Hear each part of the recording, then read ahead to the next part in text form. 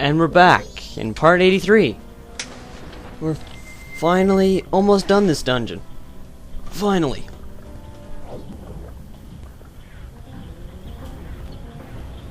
So, we only have, I think, one more room to handle. Is that right? And, if I can get in the room and not just try to swim into it futilely. And here we are in the green pipe room. And there's a stray fairy right off the bat. Over here there is... well, there's a stray fairy there, so I guess I'll just grab that right now. 2 to go! 1 after this! Yeah, they can't hear you, really. Evan's talking again. Okay. There you go. How's it going, fairy? Anyway, might as well start heading up this pipe. There's some nice lag there. I kept taking on and off my mask just as a joke so you could hear the sound 100 times. How many are there? 15? There's 15, Evan.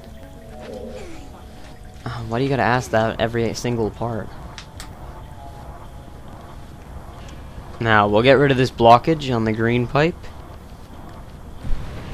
And now this geyser is activated. And we can use the geyser to get up to the boss door up there. But before we go to the boss door, there's one more fairy we have to get, and it's in this room according to this mask. How convenient. So, where oh where could the fairy possibly be? We're gonna find out. Well, there's an assload of pipes, or pots, so let's start by smashing those. I can break a few of them with my magic, I guess. Oh, there it is, never mind. Screw the pots. All we gotta do is try to hit that with the boomerang. There we go. Now we just get out of the water, because I'm not swimming in that pipe. It'll sweep me back into the whirlpool room, and that'll just delay the boss fight even more. We'll go and stand up here and put on the Great Fairy Mask. Here we are. The final fairy is coming straight for us. Did you turbo it here? No, I didn't turbo anything. Evan asked if I turboed, that's why I said that. And there we go. I got the 15th fairy. But before we take it to the fairy fountain, we're gonna handle the boss, because he's not so outrageously hard that we really need that reward right now. So, let's go.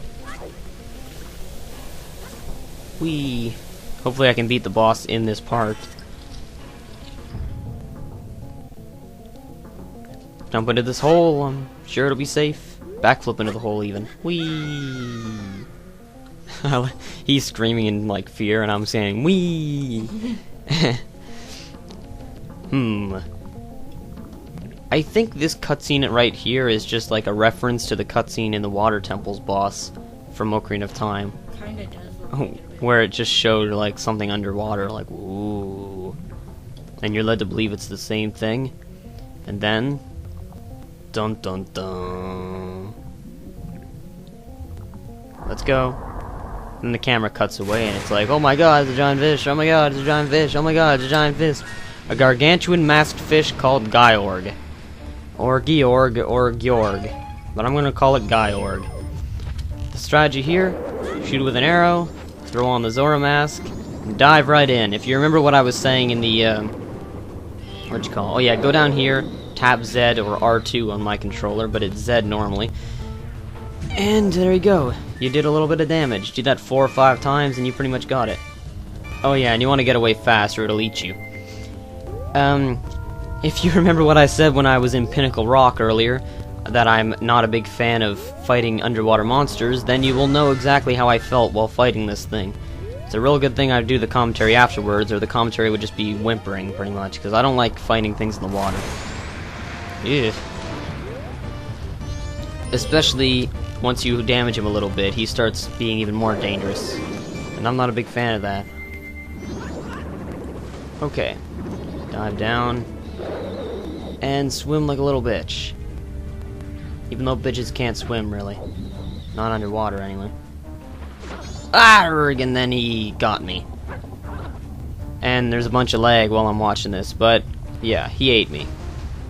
So let's go back to land, please. I don't want to repeat the experience. He is pretty creepy. Oh, let's get on land, please. Whoa, that was, holy shit, that was close. Okay. Now we're back on. That's pretty much the whole strategy. There are other ways to beat him, like by just shooting him when he jumps over you. But I'm not gonna do those, because those are annoying methods.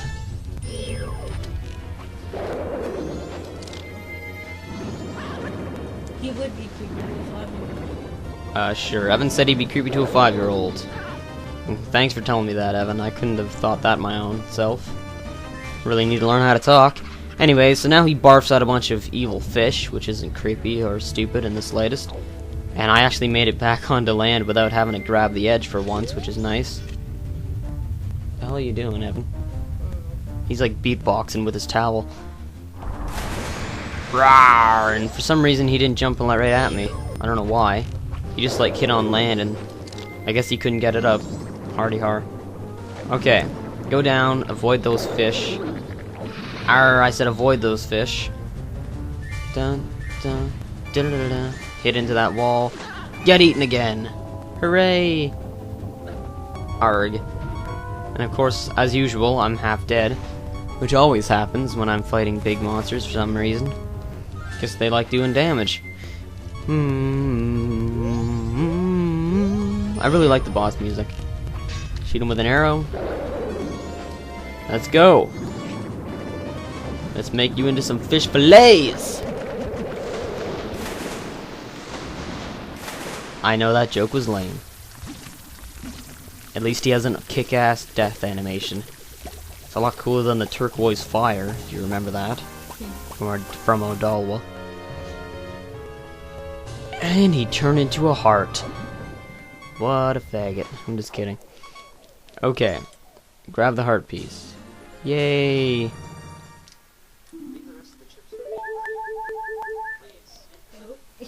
And I'll see you next part. Bye!